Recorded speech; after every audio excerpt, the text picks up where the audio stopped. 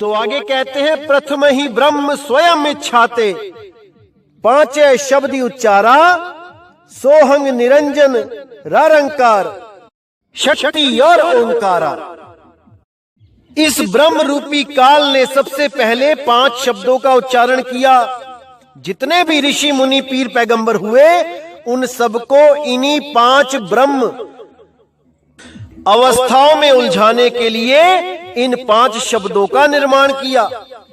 सोहंग निरंजन रारंकार, शक्ति और ओंकारा।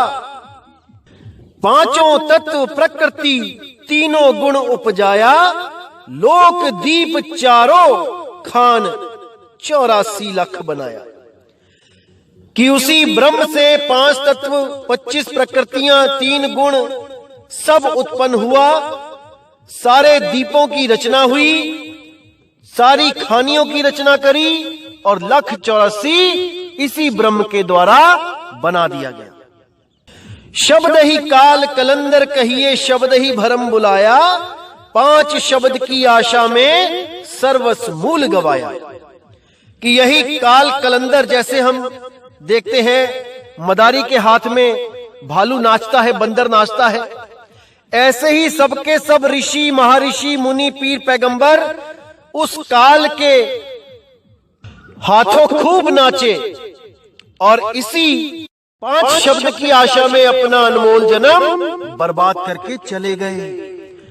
और यही सब हमें इन ऋषि महर्षियों के द्वारा दोबारा पढ़ाया जा रहा है, ताकि हम ये अपना अनमोल जन्म बर्बाद करके दोबारा काल के मुंह में चले जाएं। नहीं मेरे भाई, इस बार वो गलती मत करना जो हमारे ऋषि मुनि पीर पैगंबर करते आए हैं, बिल्कुल मत करना। शब्द ही ब्रह्म प्रकाश मेट के, बैठे मूंदे द्वारा, शब्द ही निर्गुण, शब्द ही सरगुण, शब्द ही वेद पुकारा। कि यही ब्रह्म, ये जितने भी तत्वों का प्रकाश है, जैसे अर्जुन को जो प्रकाश दिखाया गया था रण क्षेत्र में, रणभूमि में, करोड़ों अरबों खरबों सूरज जैसे कुरुक्षेत्र की धरती पे उतर आए, ऐसा ही प्रकाश ये अंदर भी दबा के बैठा है, अंदर भी छुपा के बैठा है। जैसा प्रकाश ये बाहर दिखा सकता है, उससे अनंत गुना ज्यादा प्रकाश ये अंदर रूहानी मंडलों में दिखा सकता है। और इसी प्रकाश में इस जीव को उलझाकर ये धोखे में रखा जाता है कि तुम्हें परमात्मा की प्राप्ति हो गई है, तुम्हें वो शब्द गुरु मिल गया है और तुम अब मुक्त हो। इसी भ्रम में ये जीव भूल के 184 में चला जाता है। शब्द ही निर्गुण, शब्द ही सुरगुण, शब्द ही वेद पुकारा।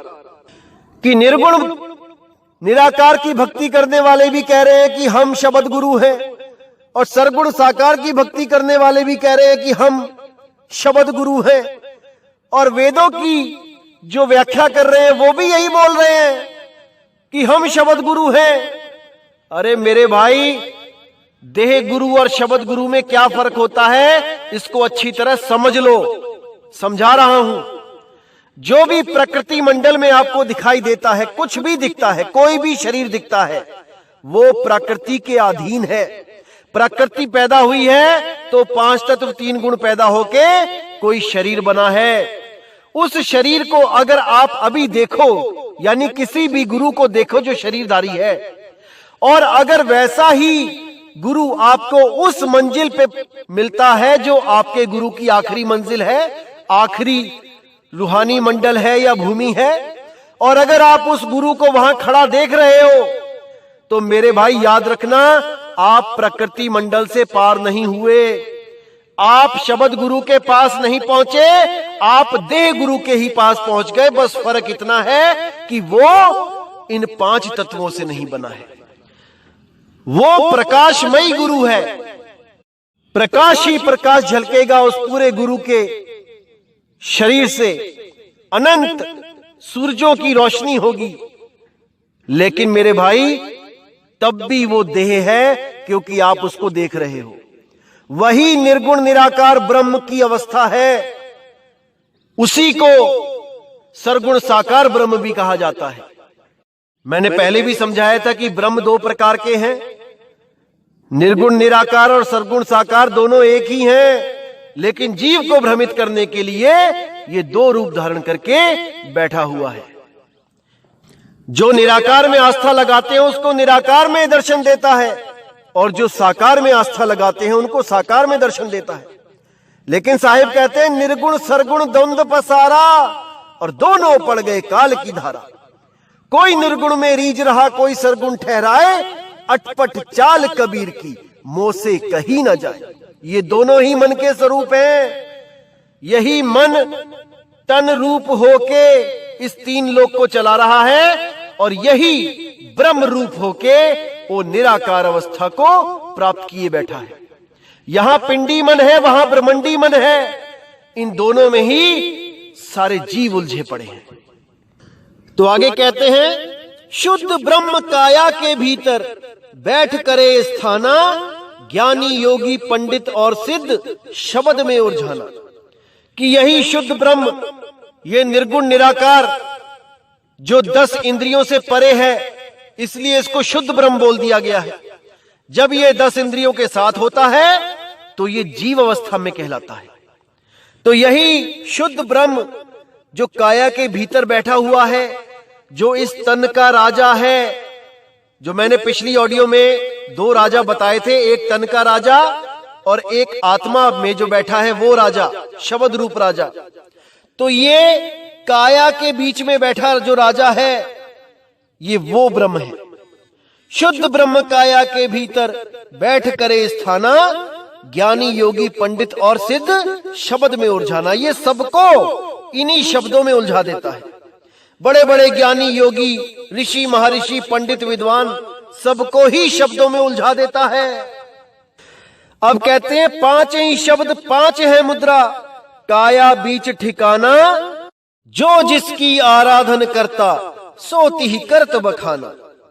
यानी ये 5 शब्द ज्योत निरंजन ओंकार आरंकार सोहंग सतनाम, ये 5 शब्द 5 ठिकाने भी इसी काया में है, और 5 मुद्रा ये भी इसी काया में है।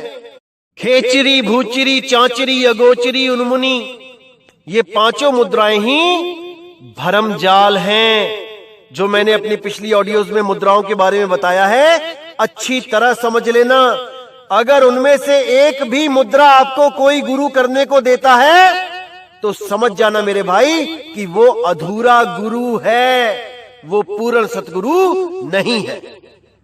तो कहते हैं जो जिसकी आराधना करता है वहां तक का ही ठिकाना बता पाता है। जो देवी देवताओं की पूजा करता है वो देवलोक को जाता है, जो भूत प्रेतों की पूजा करता है वो भूतों के बीच जन्म लेता है, जो पितरों की पूजा करता है वो पितरलोक में चला जाता है, और जो ब्रह्म की पूजा करता है वो ब्रह्म लोक को प्राप्त हो जाता है। उसके बाद फिर से उसको 84 लाख में जाना पड़ता है। लेकिन जो इस ब्रह्म से पार हो जाता है वो दोबारा इस सृष्टि में कभी नहीं आता। तो आगे कहते हैं शब्द निरंजन चांचरी मुद्रा, है नैनन के माही, ताको जाना गोरख योगी, महा तेज तपताही। कि जो पहला शब्द जो ज्योत निरंजन है उसकी साधना गोरख योगी ने करी, और बहुत ही ज्यादा तप करके रिद्धियों सिद्धियों के मालिक बन बैठे। शब्द ओंकार भूचरी मुद्रा, त्रिकुटी है स्थाना, व्यास देवता ही पहचाना, चांद सूरत ही जाना। जो ओंकार शब्द था वो व्यास देव जी ने सिमरन किया, उसका जाप किया, और सूर्य चंद्र लोक तक ही पहुंच पाया। सोहंग शब्द अगोचरी मुद्रा, भंवर गुफा स्थाना, शुक देव मुनिता ही पहचाना, सुनिय अनहद को काना। जो सोहंग शब्द अगोचरी मुद्रा है वो शुकदेव मुनि जी ने उसका अभ्यास किया और भंवर गुफा तक पहुंच पाए, और वहां पर उस अनहद नाद को, जो सोहंग की नाद चल रही है, जो सोहंग सोहंग धुन चल रही है, जो श्वासों की धुन बिना जाप किए अपने आप हो रही है, उसको पहचान कर शुकदेव जी अपने आप को मुक्त समझने लगे। रारंकार खेचरी मुद्रा 10वां द्वार ठिकाना, ब्रह्मा विष्णु महेश आदि लो रारंकार पहचाना। जो रारंकार खेचरी मुद्रा वो 10वें द्वार का जो साधना थी, जो इंगला पिंगला सुषमना से प्राणों को खींच के 10वें द्वार तक ले जाया जाता है, वो साधना ब्रह्मा विष्णु महेश जी ने करी और अपने आप को मुक्त समझकर ये अनमोल जीवन बर्बाद कर गए। शक्ति शब्द उन्मुनि मुद्रा, बसे आकाश स्नेही, झिलमिल झिलमिल ज्योत दिखावे, जाने जनक विदेही। जो सबसे आखिरी उन्मुनि मुद्रा है, जिसको राजा जनक ने प्राप्त किया और झिलमिल झिलमिल वहां पर ज्योत दिखने लगी और वो अपने आप को विदेही समझने लगे। यहां तक कि आज हम उनको विदेही के नाम से भी जानते हैं। आप गूगल पे भी विदेही लिख के सर्च करोगे कि विदेही का मतलब क्या है, तो वहां राजा जनक का नाम भी लिख के आ जाता है, क्योंकि सब यही समझते हैं कि राजा जनक विदेही थे। असल में वो विदेही नहीं थे। क्यों नहीं थे, इसी का आपको प्रमाण मिल जाता है रामचरितमानस में पेज नंबर 268 पे। विदेही का मतलब पहले समझ लो क्या होता है। विदेही का मतलब होता है जो देह से न्यारा हो चुका हो, जो शब्द में समा चुका हो, जो काम क्रोध लोभ मोह अहंकार में नहीं उलझ सके, वो ही विदेही है। और केवल विदेही पुरुष बंदी छोड़ कबीर साहब हैं, जो कहते हैं ना काहू से दोस्ती ना काहू से बैर।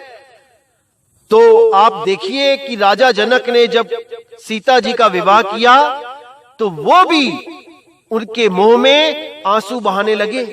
तो क्या लिखा है तुलसीदास जी ने वहां पे, भय विकल खग मृग ही भांति, मनुज दशा कैसे कही जाती, बंद समेत जनक तब आए, प्रेम उमग लोचन जल छाए।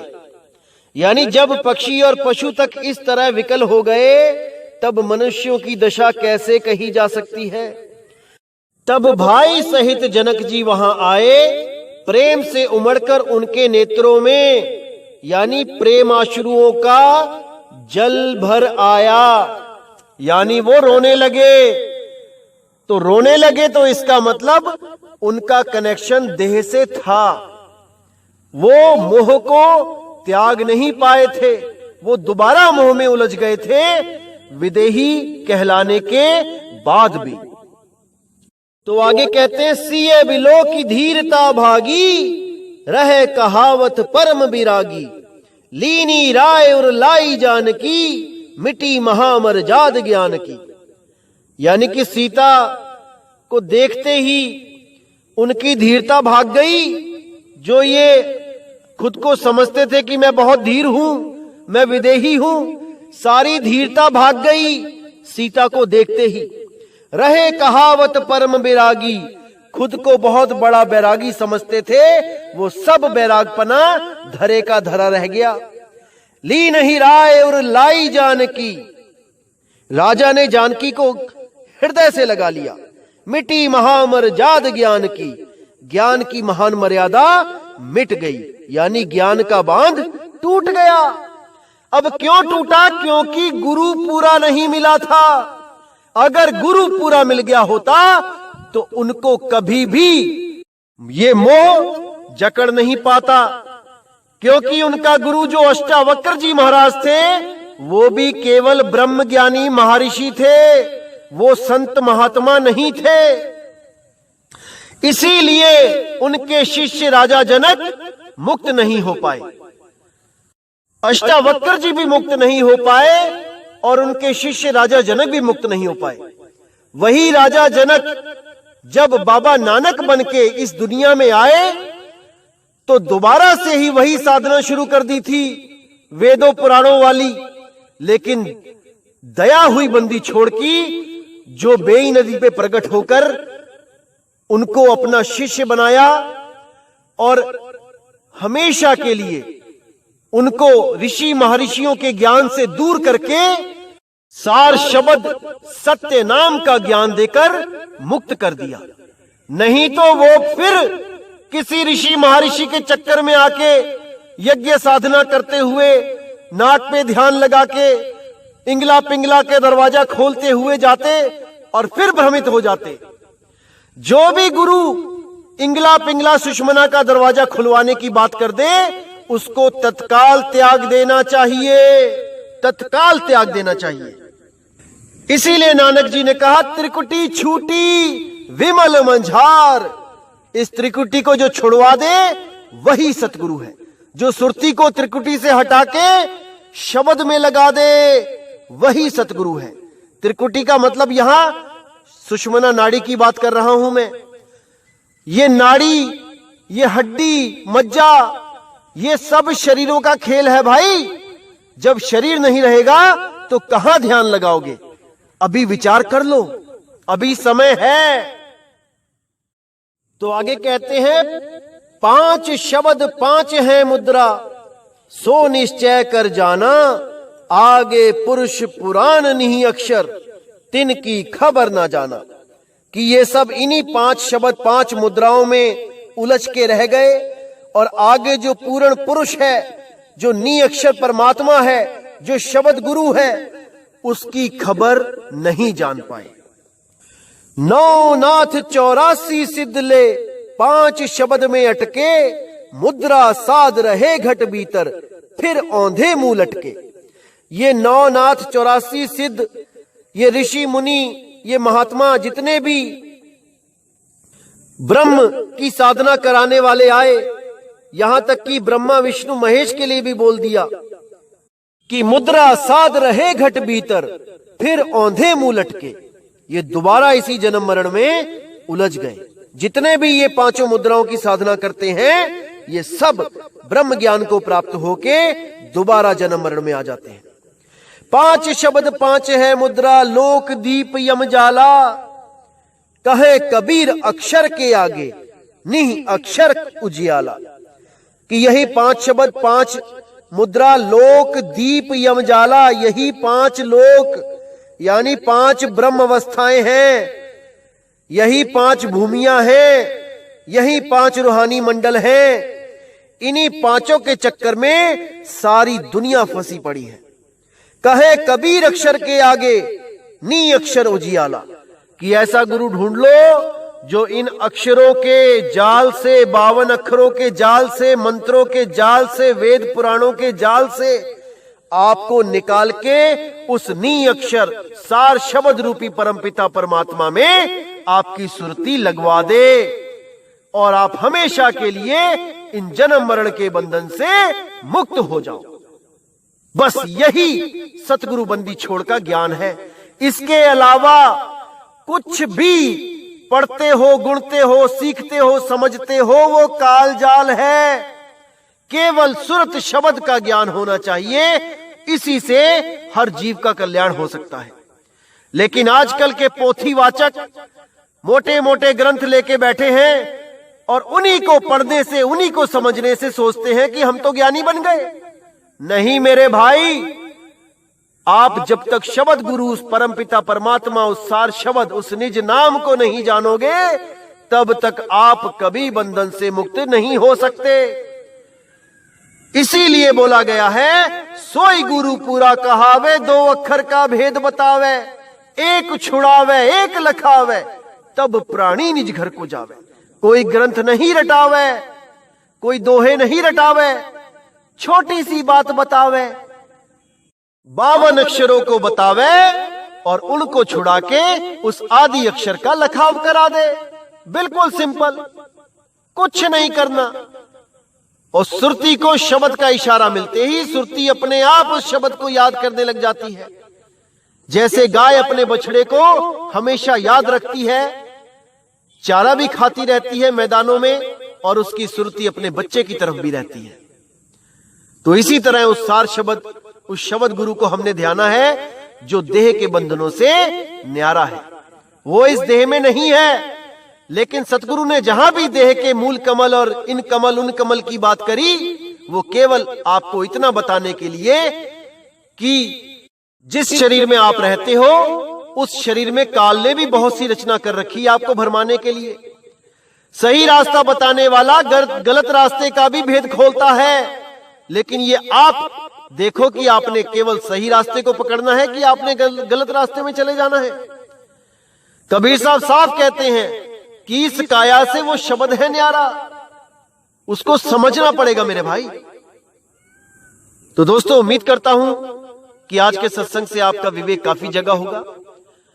और यही 5 ब्रह्म अवस्थाएं हैं जो कर नैनो दीदार महल में प्यारा है में जो 5 ब्रह्म की बात करी जाएगी, यही वो 5 ब्रह्म अवस्थाएं हैं जिनमें सब उलझ गए, आंख बंद करके कान बंद करके उसी शब्दों में उलझ गए।